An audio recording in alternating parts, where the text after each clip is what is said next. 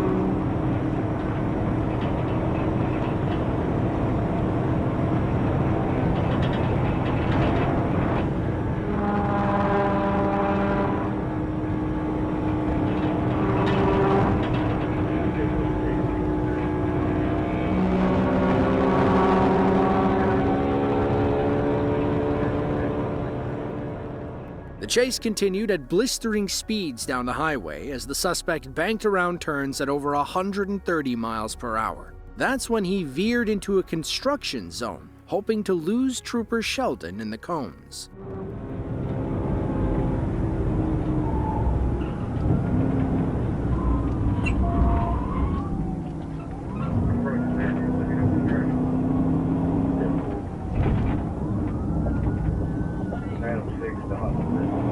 You got this.